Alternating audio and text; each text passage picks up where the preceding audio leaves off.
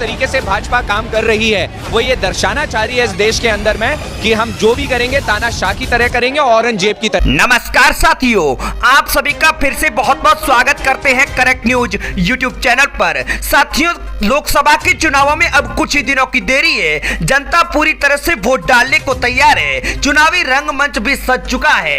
ऐसे में चुनावों से पहले कांग्रेस पार्टी ने अपना घोषणा पत्र जारी कर दिया है। घोषणा पत्र जारी होने के बाद में देश में चुनावी समीकरण पूरी तरह से बदल चुका है। कई राज्यों में कांग्रेस पार्टी का पलड़ा भी भारी हो चुका है। घोषणा पत्र जारी होने के बाद में देश में 543 सीटों का ताजा सर्वे सामने आ चुका है। सर्वे में जो आंकड़े सामने आए हैं बेहद ही हैरान कर देने वाले हैं। साथियों, देश की तमाम सीटों का वो सर्वे हम आप लोगों के सामने रखने वाले हैं, तो आप बने रहे वीडियो के आखिर तक। और आपने पहली बार चैनल पर विजिट किया है तो चैनल को सब्सक्राइब करें और आप अपनी राय, आप अपना सुझाव हमें कमेंट के माध्यम से जरूर दें। साथियों, कांग्रेस पार्टी ने इस चुनावी सीजन में करीब 48 नेता कांग्रेस पार्टी को छोड़ करके या तो बीजेपी में शामिल हो चुके हैं या फिर अन्य दलों में शामिल हो चुके हैं। ऐसे में कांग्रेस पार्टी ने यह आरोप लगाया है कि जो नेता जिन्हें बीजेपी भ्रष्टाचारी कहती थी वो बीजेपी में शामिल होने के बाद में वॉशिंग मशीन में धुल करके क्लीन हो गए हैं क्या।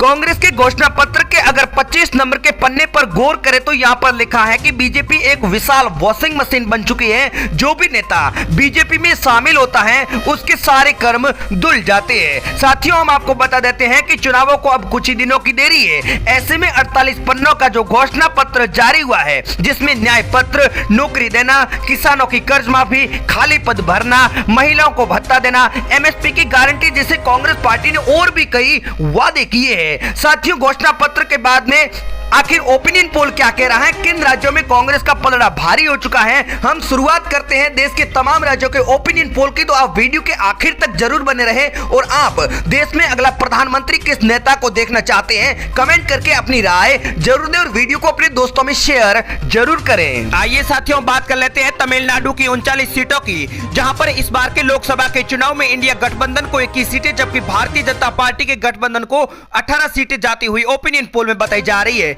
अगला राज्य हमारे सामने एमपी आ चुका है, जहां पर इस बार लोक विधानसभा के चुनाव में भारतीय जनता पार्टी की सरकार बनी है, लेकिन लोकसभा के चुनाव में इंडिया को 14 और भारतीय जनता पार्टी को 15 सीटें जा सकती है। राजस्थान की बात कर ली जाए तो यहां पर भाजपा की सरकार है, लेकिन इस बार के लोकसभा के चुनाव में इंडिया गठबंधन को 7 जबकि भाजपा को 17 एक सीट अदर के खाते में जा सकती है। ओपिनियन पोल की अगली बात कर लेते हैं झारखंड की 14 सीटों की, तो इंडिया गठबंधन को 6 सीटें, भारतीय जनता पार्टी को 8 सीटें जाती हुई ओपिनियन पोल के आंकड़ों में बताई जा रही है। अगला राज्य हमारे सामने आ चुका उत्तर प्रदेश, जहां पर लोकसभा की 80 सीटें है, इंडिया गठबंधन को 17, भारतीय जनता पार्टी को 60, 3 सीटें अदर के खाते में जा सकती है। अगला राज्य हमारे सामने महाराष्ट्र आ चुका है, जहां पर 48 लोकसभा की सीटें है, इंडिया गठबंधन को 30 सीटें, भारतीय जनता पार्टी को 16 और 2 सीटें अदर को जाती हुई ओपिनियन पोल में बताई जा रही है।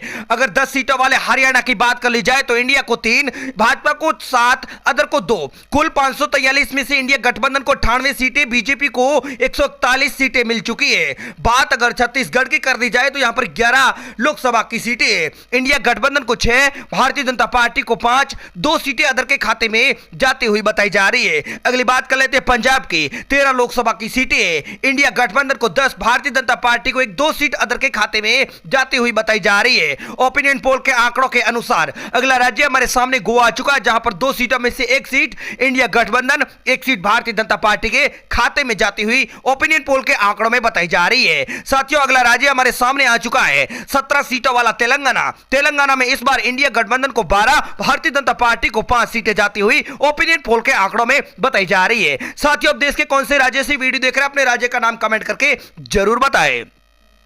जम्मू कश्मीर में 6 लोकसभा की सीटें, इंडिया गठबंधन को 3, भारतीय जनता पार्टी को 3 सीटें जाती हुई बताई जा रही है। कुल 543 में से अब तक इंडिया गठबंधन को 136 और एनडीए को 177 सीटें मिल चुकी है। गुजरात की 26 सीटों में से भाजपा को 20, इंडिया गठबंधन को 6 सीटें जा सकती है। बात अगर 14 सीटों वाले असम राज्य की कर दी जाए तो यहां पर इंडिया गठबंधन को 8, भारतीय जनता पार्टी को 6 सीटें जाती हुई लोकसभा के चुनाव में ओपिनियन पोल में बताई जा रही है। अगला राज्य हमारे सामने नागालैंड आ चुका है, जहां पर एक लोकसभा की सीट है इंडिया गठबंधन के खाते में जा रही है। इंडिया गठबंधन का आंकड़ा पहुंच चुका है 145, एनडीए का आंकड़ा 183 सीटें जा चुका है। अरुणाचल प्रदेश में 2 लोकसभा की सीटें हैं, इंडिया गठबंधन को 1 सीट जा सकती है, जबकि भारतीय जनता पार्टी के खाते में भी 1 लोकसभा की सीट जा रही है। साथियों, आप देश में अगला प्रधानमंत्री किस नेता को देखना चाहते हैं? अपने पसंदीदा नेता का नाम कमेंट करके जरूर बताएं। मेघालय में 2 लोकसभा की सीटें हैं, इस बार 1 सीट इंडिया गठबंधन के खाते में जा सकती है, जबकि 1 सीट भाजपा को दी जा रही है। केरल में 20 सीटें हैं, इंडिया गठबंधन यहां पर पहले नंबर पर 13 सीटों पर कब्जा जमा सकता है, जबकि भाजपा को 5, 2 सीटें अदर के खाते में जाती हुई बताई जा रही है। अगली बात कर लेते हैं साथियों 7 सीटों वाले दिल्ली की, जहां पर आम आदमी पार्टी की सरकार है। इंडिया गठबंधन को 4 सीटें, भारतीय जनता पार्टी को 3, 2 सीटें यहां पर अदर के खाते में जा सकती है। अब बात कर लेते हैं 1 सीट वाले पुडुचेरी की, तो 1 सीट भाजपा के खाते में जा सकती है। इंडिया का आंकड़ा पहुंच चुका है 164, एनडीए 189 और 13 सीटें अदर के खाते में। मणिपुर की बात कर ली जाए तो यहां पर 2 लोकसभा की सीटें, दोनों सीटों पर इंडिया गठबंधन का कब्जा हो रहा है। इंडिया का आंकड़ा पहुंच चुका है 166 लोकसभा की सीटें। 4 सीटों वाले हिमाचल प्रदेश की बात कर ली जाए तो इंडिया गठबंधन को 2, भारतीय जनता पार्टी के खाते में भी 2 लोकसभा की सीटें जाती हुई बताई जा रही है। अगला राज्य हमारे सामने साथियों आ चुका है 5 सीटों वाला उत्तराखंड। भारतीय जनता पार्टी के गठबंधन को 3 सीटें मिल सकती है, जबकि इंडिया गठबंधन को 2 सीटें जाती हुई ओपिनियन पोल के आंकड़ों में बताई जा रही है। साथियों, अगली बात कर लेते हैं 42 सीटों वाले पश्चिमी बंगाल की। इंडिया गठबंधन को यहां पर 30 सीटें जा रही है, भाजपा को 10, 2 सीटें यहां पर अदर के खाते में जाती हुई बताई जा रही है। अब बात कर लेते हैं आंध्र प्रदेश की 25 लोकसभा की सीटों की, तो यहां पर 9 सीटें अदर के खाते में, भाजपा को 8, इंडिया गठबंधन को भी 8 लोकसभा की सीटें जाती हुई ओपिनियन पोल के आंकड़ों में दी जा रही है। अब बात कर लेते हैं 28 सीटों वाले कर्नाटक की, तो इंडिया गठबंधन यहां पर 15 सीटों पर कब्जा जमा रहा है, भाजपा 12, इंडिया का आंकड़ा 223, एनडीए का आंकड़ा 224 सीटें पहुंच चुका है। बात कर लेते हैं अंडमान की 6 सीटों की, तो इंडिया गठबंधन को 2, भारतीय जनता पार्टी के खाते में 4 लोकसभा की सीटें जाती हुई बताई जा रही है। अगला राज्य साथियों हमारे सामने जो आया है वो है 1 सीट वाला सिक्किम। सिक्किम की 1 सीट पर भारतीय जनता पार्टी का कब्जा यानी एनडीए के खाते में जा रही है। इंडिया का आंकड़ा पहुंचा है 225 और एनडीए का आंकड़ा 229 सीट, 16 सीटें अदर। 1 सीट वाले त्रिपुरा में इस बार 1 सीट पर इंडिया गठबंधन का कब्जा हो सकता है। ऐसे में इंडिया गठबंधन 226 और एनडीए गठबंधन 230, 16 सीटें अदर के खाते में जा चुकी है।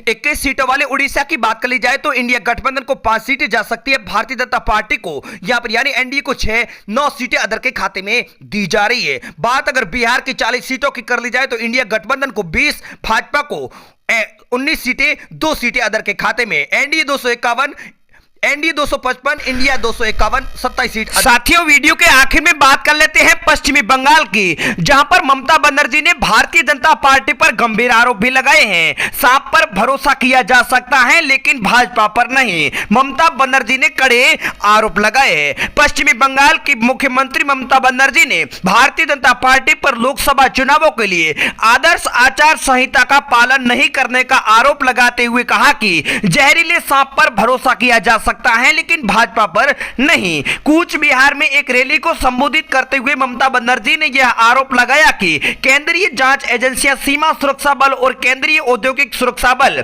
भारतीय जनता पार्टी के इशारे पर काम कर रहे हैं। उन्होंने निर्वाचन आयोग से इस पर गौर करने और सभी के लिए समान अवसर सुनिश्चित करने का आग्रह किया है। मुख्यमंत्री ने सभा में उपस्थित लोगों से कहा कि भारतीय जनता पार्टी आपसे आवास योजना के लिए दोबारा नाम दर्ज करवा रही है। नाम दोबारा दर्ज क्यों कराए जा रहे हैं, वो ऐसा इसलिए करना चाहते हैं ताकि वे अन्य नामों को हटा दे। इसलिए भारतीय जनता पार्टी पर आप भरोसा न करें, भाजपा देश को बर्बाद कर रही है। उन्होंने कहा कि उनकी पार्टी तृणमूल कांग्रेस केंद्रीय एजेंसियों की धमकियों के आगे नहीं झुकने वाली है। आखिर चुनावी परिणाम क्या रहेंगे, किसकी सरकार बनेगी, क्या भारतीय जनता पार्टी इस बार हैट्रिक लगा पाएगी या फिर कांग्रेस का गठबंधन जीतेगा, यह तो चुनावी नतीजे तय करेंगे। साथियों, आप अपनी राय हमें कमेंट के माध्यम से जरूर दें और वीडियो को अपने दोस्तों में शेयर करें और पहली बार चैनल पर आए हैं तो करेक्ट न्यूज यूट्यूब चैनल को सब्सक्राइब जरूर कर दें।